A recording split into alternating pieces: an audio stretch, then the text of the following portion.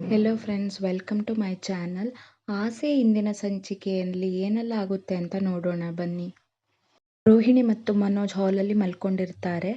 ಆಗ ಕ್ರಿಶ್ ಬಂದು ಅತ್ತೆ ನಾನು ಈ ಮನೆಗೆ ಬಂದಾಗಿಂದ ನೀನು ಯಾಕೆ ನನ್ನ ಜೊತೆ ಮಾತಾಡ್ತಾ ಇಲ್ಲ ಅಂತೇಳಿ ರೋಹಿಣಿಗೆ ಹೇಳ್ತಾನೆ.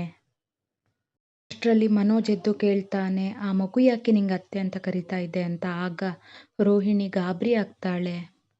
ಅಷ್ಟರಲ್ಲಿ ಕ್ರಿಶ್ ಅತ್ತೆ ಯಾಕತ್ತೆ ನೀವು ನನ್ನನ್ನು ಮಾತಾಡಿಸ್ತಾ ಇಲ್ಲ, ನಾನು ನಿಮಗೆ ಬೇಡವಾ ಅಂತ ಹೇಳಿ ಮತ್ತೆ ಕೇಳ್ತಾನೆ ರೋಹಿಣಿಗೆ.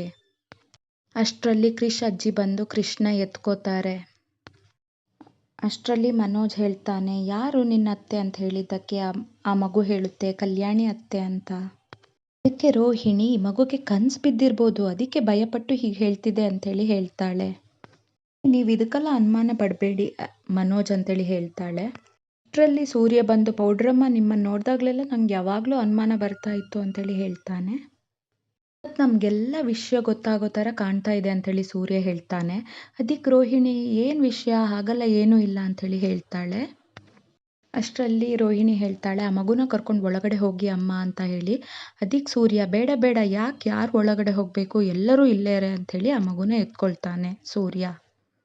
ಮನೋಜ್ ತುಂಬ ಕೋಪದಲ್ಲಿ, ಯಾವ ಕಲ್ಯಾಣಿ, ಯಾರೇ ನೀನು, ಅವ್ರು ಯಾಕೆ ಕಲ್ಯಾಣಿ ಅಂತ ಕರಿತಾ ಇದ್ದಾನೆ ಅಂಥೇಳಿ ಗದರ್ತಾನೆ.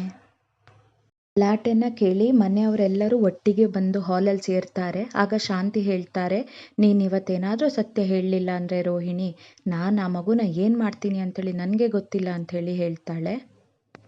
ಅದಕ್ಕೆ ರೋಹಿಣಿ ಫುಲ್ ಕೋಪದಲ್ಲಿ, ನನ್ನ ಮಗುನ ಕೊಲ್ತೀನಿ ಅಂತ ಹೇಳೋದಕ್ಕೆ ನೀನು ಯಾರೇ ಶಾಂತಿ ಅಂತೇಳಿ ಜೋರಾಗಿ ಗದರ್ತಾಳೆ. ಕ್ರಿಶ್ ನನ್ನ ಸ್ವಂತ ಮಗ, ನಾನು ಹೆತ್ತ ಮಗ ಅಂತೇಳಿ ಕೂಗಿ ಕೂಗಿ ಹೇಳ್ತಾಳೆ ರೋಹಿಣಿ. ಮನೋಜ್, ನಾನು ನನ್ನ ಜೀವನದಲ್ಲಿ ಏನೆಲ್ಲ ಕನ್ಸ್ಕೊಂಡಿದ್ದೆ, ನಾಳೆ ಮೇಲೆ ಇಟ್ಟಿರೋ ಆಸೆ ಪೂರ್ತಿ ಹಾಳಾಗೋಯ್ತು, ನಾನು ಇವಳಿಗೆ ಏನು ಮಾಡಿದ್ದೆ ಅಂಥೇಳಿ ನನಗೆ ಹೀಗಾಗ್ತಾ ಇದೆ ಅಂಥೇಳಿ ಬೇಸರ ಮಾಡ್ಕೊಳ್ತಾನೆ.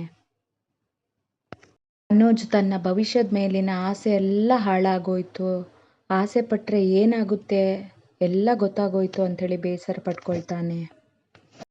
ಮನೋಜ್ ಬೇಸರದಲ್ಲಿ ಅತಿ ಆಸೆ ಗತಿಗೇಡು, ಆಸೆಯೇ ದುಃಖಕ್ಕೆ ಮೂಲ ಅಂತ ಬೇಜಾರು ಮಾಡ್ಕೊಳ್ತಾನೆ. ಈಗ ನನಗೇನು ಮಾಡಬೇಕು ಅಂತ ಗೊತ್ತಾಗ್ತಾ ಇದೆ, ನನಗೊಂದು ಕ್ಲಾರಿಟಿ ಬಂದಿದೆ ಅಂತೇಳಿ ಹೇಳ್ತಾನೆ ಮನೋಜ್. ಮನೋಜ, ಎಲ್ಲಿ ಹೋಗ್ತಾ ಇದೀಯಾ, ನಿಂತ್ಕೋ ಅಂಥೇಳಿ ಶಾಂತಿ ಮತ್ತು ಸೂರ್ಯ ಅವನ ಹಿಂದೆ ಓಡೋಗ್ತಾರೆ. ಅಷ್ಟರಲ್ಲಿ ಮನೋಜ ಕೋಪದಲ್ಲಿ ಅವಳ ಬ್ಯಾಗನ್ನು ತಗೊಂಡು ಬರ್ತಾನೆ. ನೀನೀಗಲೇ ಈ ಮನೆ ಬಿಟ್ಟು ಹೊರಡು ಅಂತೇಳಿ ಹೇಳ್ತಾನೆ.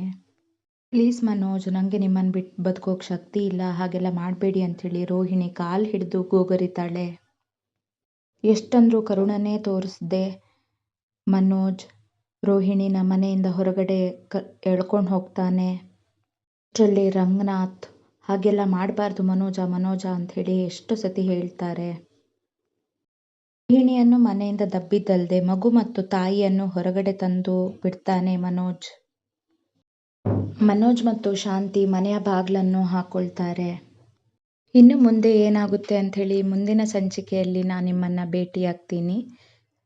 ಧನ್ಯವಾದಗಳು.